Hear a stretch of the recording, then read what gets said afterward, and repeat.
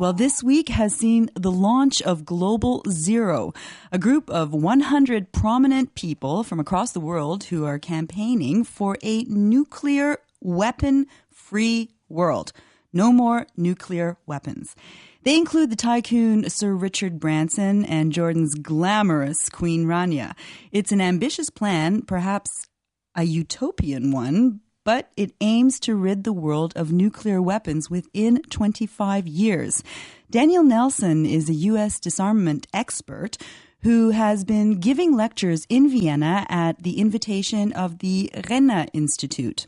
He is very critical of the U.S. policy under George W. Bush, so Reality Check's Chris Cummins asked him whether the Obama presidency is likely to bring a big change in the U.S. position on disarmament. Well, I think it will bring an enormous change in American policy. You know, during the presidency of George W. Bush, the United States has largely ignored, or even worse, tried to diminish NPT as any kind of priority for the United States, ignored the Comprehensive Test Ban Treaty, ignored, and has simply tried to defeat arms control policy. And I think the Obama administration will make NPT a very significant priority. Has there been any concrete repercussions for the policy you criticize? There have been significant repercussions. As a matter of fact, much of the difficulty the United States and the West has had with Iran, with North Korea, and by the way, with other countries that have explored nuclear options has been a consequence of that policy. Recently, the Bush administration signed a nuclear trade deal with India. Has that weakened the argument the USA has for non-proliferation? Well, I certainly think it has, and I'm not alone in that.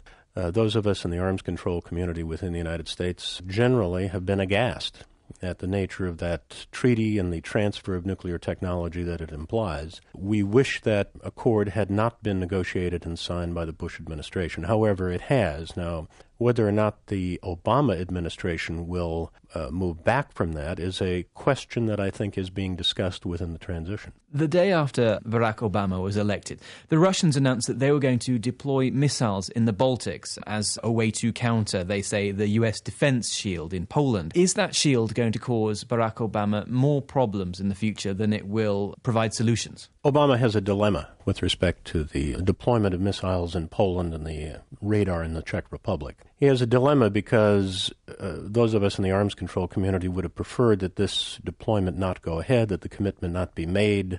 However, to now seem to capitulate to the Russians on that issue would be a bad omen at the start of the Obama administration. Now, there may be some intermediate position to delay the deployment, to rethink it, to reconsider, to minimize it, and nevertheless be able to continue with the commitment and not be seen to be caving in to Putin and others within Russia. Because that very caving in, as you describe it, would prove a lot of his critics right. In the election campaign, McCain tried to portray him as someone who would be too weak, who wasn't strong enough against, the bad guys of the world. Well, it's not only domestic politics, but I think it would probably embolden Moscow and some of the more militaristic people within Moscow to consider other actions, for example, that which they had undertaken in Georgia.